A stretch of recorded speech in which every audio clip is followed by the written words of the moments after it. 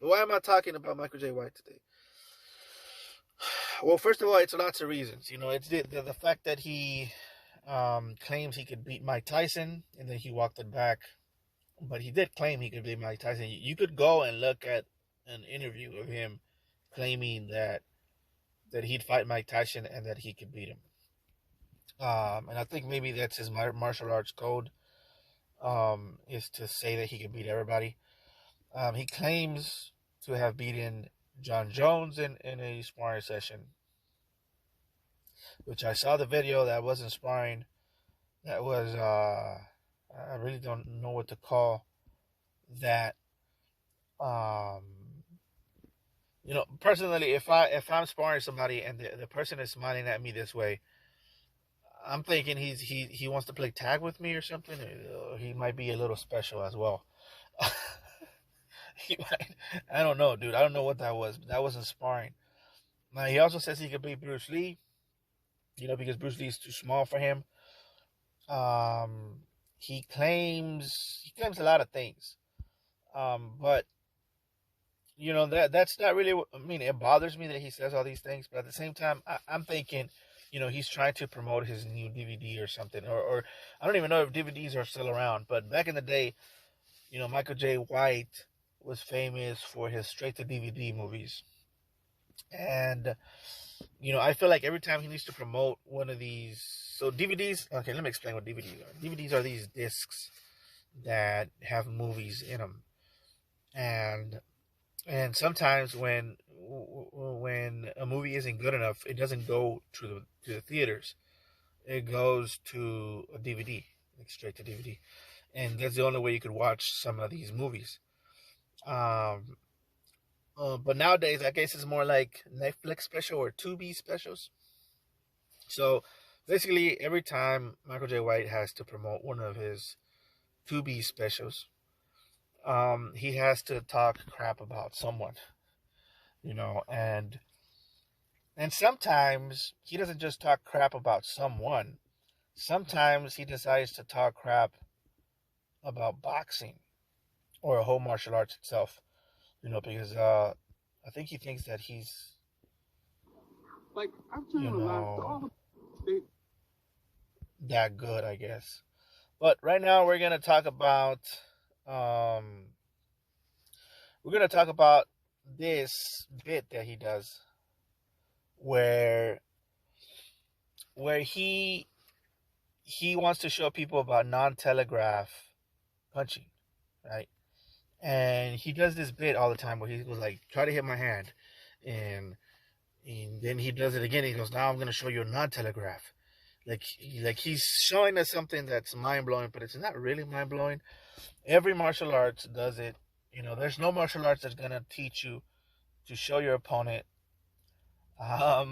Listen, martial arts is based on deception, bro. It's based on showing them one thing and then doing another. Like, every martial arts has that. There's nothing special about this thing that he's doing. Okay. Boxing is filled with things to hide your attacks. It has feints. It has,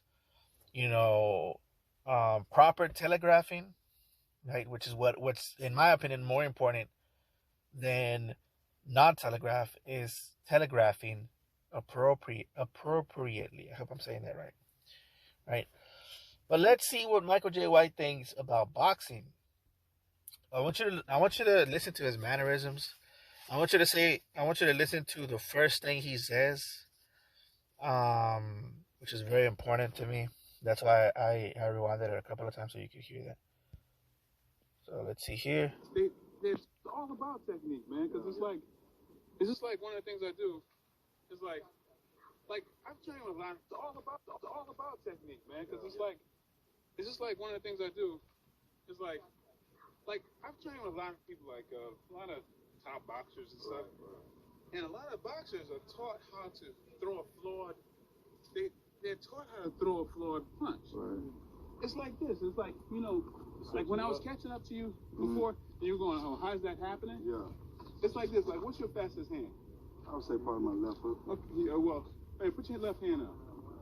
Like, just go like this, right? Now I'm gonna throw three jabs. Right. Don't let me hit him. Don't let me hit your hand. So what you want to Just move it out the way. All right. So now notice the speed of the first two. Right? Ready? Yeah. That's 1, 2. Okay, now here's the third one. Don't let me hit it. Ready? Yeah. So that's like a bit that he does. That's his favorite thing to do. And what he, yeah, that's like a bit that he does. That's like his favorite thing to do. And what he does is like at the beginning. The reason I rewinded that part at the beginning so many times is because he said technique. It's all about technique. That's what he said. He said it's all about technique, and it's not, bro. It's really not. It's it's not about technique at all. If you see some of the best fighters in the world, you know, they break the rules all the time. They break the rules of technique all the time.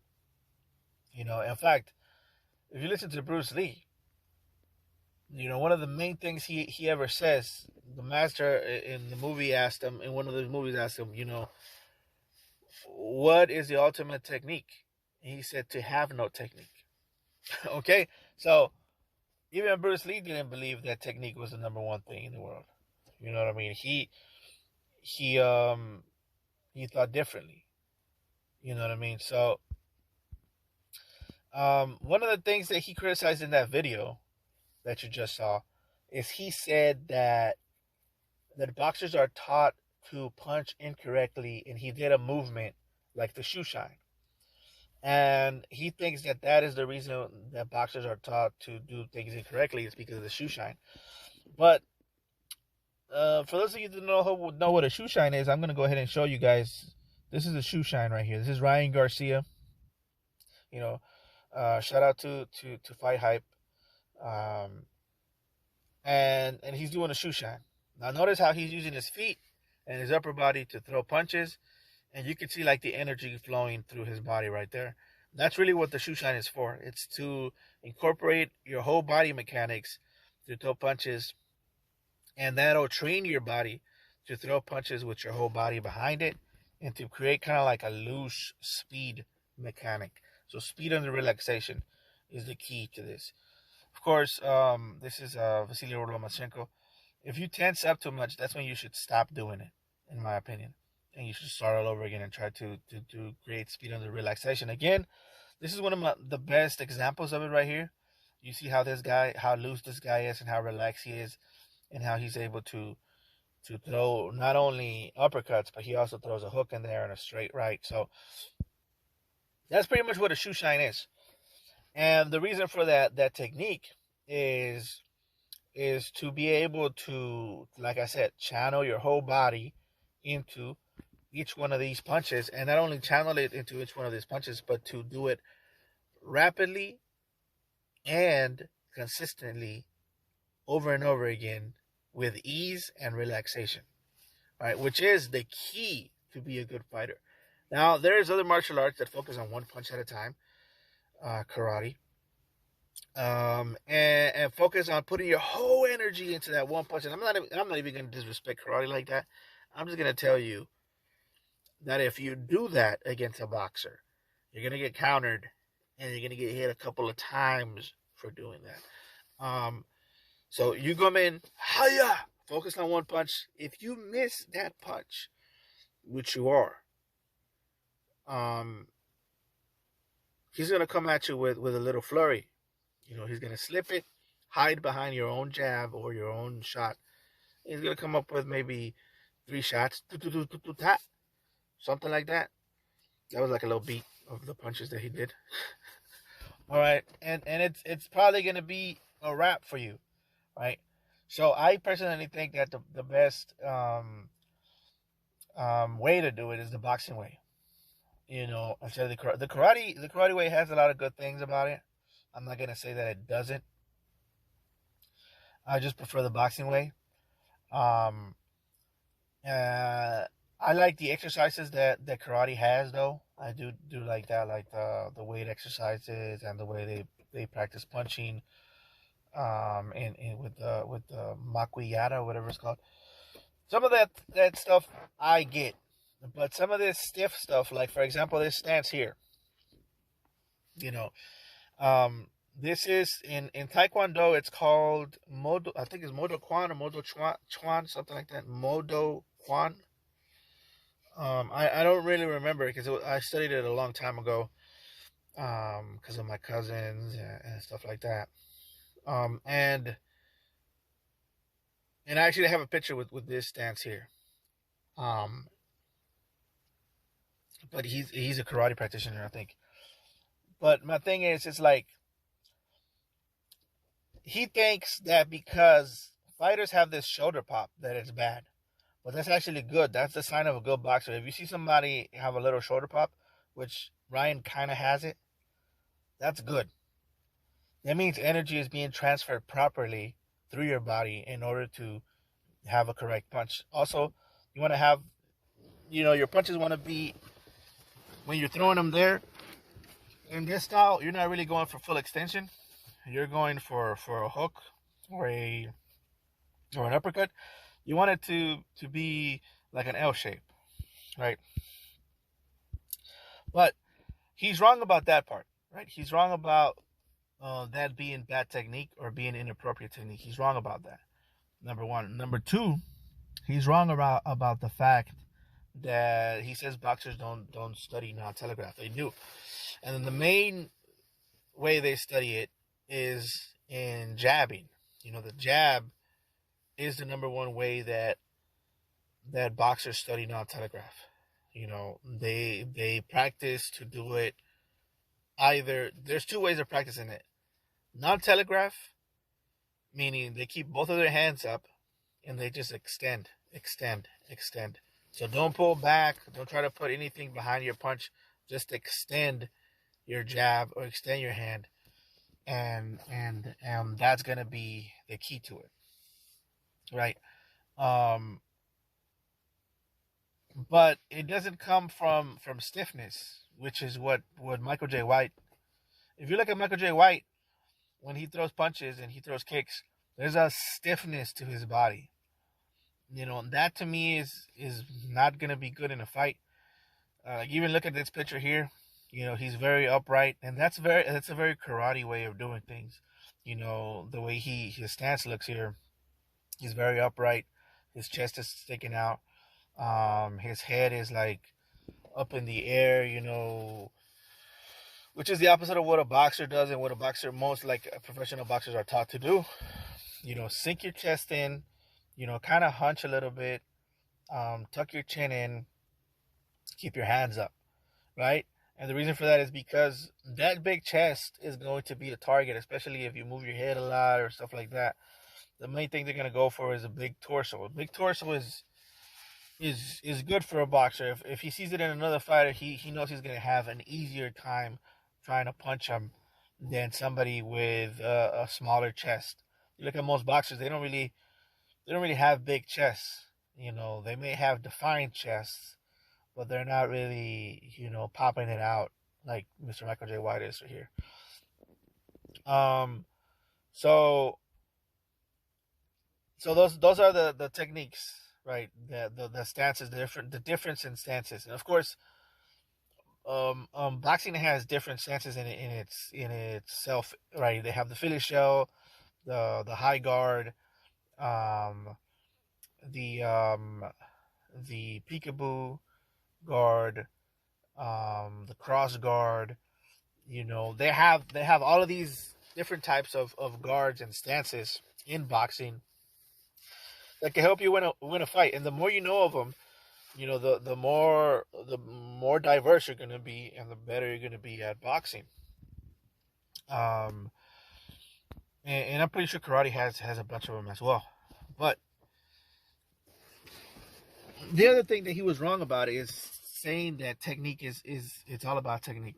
All right, now I think I mentioned that already, but let's look at Ali. Right, he breaks the rules all the time. He literally punching on one. Like if you look at the videos of him, he's punching on one leg. He bounces around. And he throws the jab on one leg. Um, you look at someone like Mayweather, who is considered to be the most highly technical boxer ever. He lunges with his two all the time. He lunges with his two all the time. And keeps his lead hand down. Um, so many things that he does that is not technical. Now, the famous thing to say is to say, well, you're not Mayweather, or well, you're not Ali, which is stupid to say. It's the basic thing to say. It's the most common thing to say, but it's not real. It's just somebody else once said it, and now they're repeating it as a teacher. But what you got to do is study why these guys are doing that stuff. Study why it works so often. For example, the gazelle jab, or the gazelle punch from Marvin Hagler. You look at it and you see somebody literally telegraphing that he's gonna punch you, and he literally lunges at you and he punches you from a far distance, like literally half of the ring away, and he's doing it consistently over and over again with several different high-level opponents.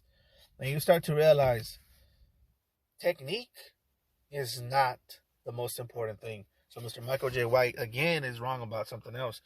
If you actually been in a fight, you would understand that the number one thing is strategy, not technique.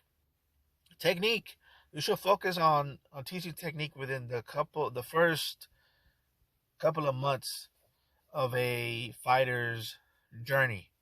And then after that, but anyways, after that, you got to start focusing on strategy.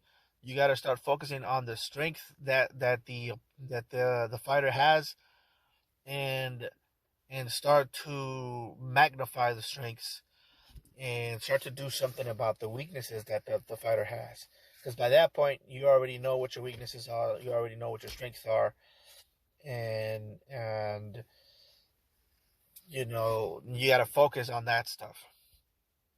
If you're with a guy and he's still focused on technique, he's still focused on technique, and he's not, moving on from technique, that guy is a bad coach. So so it's not all about technique. Mr. Michael J. White is incorrect. Now, let's talk a little bit about non-telegraph, okay? Is non-telegraph important? It's kind of important, but it's not that important. The most important thing is the better thing to focus on is to telegraph everything the same way. And the only way you're going to know how to do that is either by purposely telegraphing something and then changing it appropriately, or finding out what your way of punching is and starting every punch that same way. And one of the best examples of this is the Taekwondo way of kicking. So if you study Taekwondo and you see the way they kick, they always lift their leg up or their knee up, and they literally telegraph. They literally tell you they're going to kick you. And then, like around step 4 or step 5 that you see here, that's when they start changing. They start to change their trajectory, or they start to change the kick, right? And that's better, in my opinion. That's a better technique to learn than non-telegraph. Non-telegraph,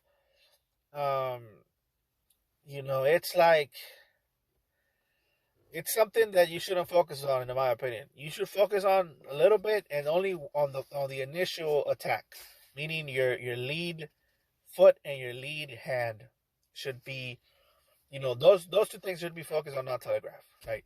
Those two things. But after that, what you need to do is start focusing on things that you can telegraph the same way, always, all the time, like this. And when it comes to your upper body, you're going to do that by finding out what your favorite way of punching is, and doing it over and over again, and then changing it in the last moment. Like, for example, your flick jab, telegraph, flick jab, lift the elbow, and then throw hook sometimes. Then hook, jab, move, hook, jab, move. Right? Why? Because going from hook and jab, that's gonna confuse your opponent. Sometimes he's gonna think it's gonna be a jab. You're gonna chamber it back up, and then boom, hit him with a hook, right? As he's coming in, and it works like a charm, dude. It works like a charm. And it's the same thing, the same concept behind, these taekwondo kicks. You chamber it first. The person looks at it. He's like, oh, he's gonna kick. You just throw a test kick at first. You throw maybe like the equivalent to a jab. Then after that, you chamber it again. He thinks you're gonna throw the jab again, right? But now you're not gonna throw a jab. You're gonna throw a roundhouse or a hook. You know what I mean? And that's more important than non-telegraph. Non-telegraph, especially when it's a 4 or 5 round fight, or even more than that, if it's a 12 round fight like a professional boxer, or a 5-minute rounds, I believe that's MMA.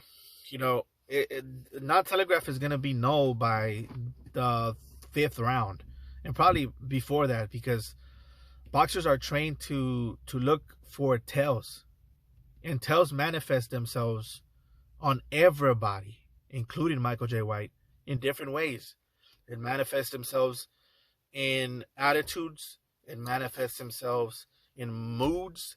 It manifests themselves in twitches, in your feet. Everybody has a tell. Everybody has a tell. So to focus on non-telegraph is to focus on not being human. So instead of focusing on non-telegraph, do what, the best of martial artists do. Find your telegraph and hone in on that, and then start everything the same way. That way, you every shot that you throw becomes a feint, if that makes any sense. I hope that makes sense. I mean, I'm trying to explain it as much as I can, but that's better to study than non-telegraph. Non-telegraph is usually important for like maybe 1 or 2 rounds. By that time, you already have the information down. You have already programmed your opponent to do the things you want them to do, and the what's going to become more important is actually the shoe shine. But if you are a point fighter, if you are a fighter like Michael J. White in this video, and you're only going to do a couple of rounds, I think it was 3 rounds in this one, and if you're only going to be doing one shots and then they're going to separate you, then non-telegraph is the most important thing. Why? Because you don't have to worry about retaliation. You don't have to worry about either of you gassing out. And it's not going to last that long. So I think that's maybe why Michael J. White believes that non-telegraph is the most important thing, because in his career, it was, at least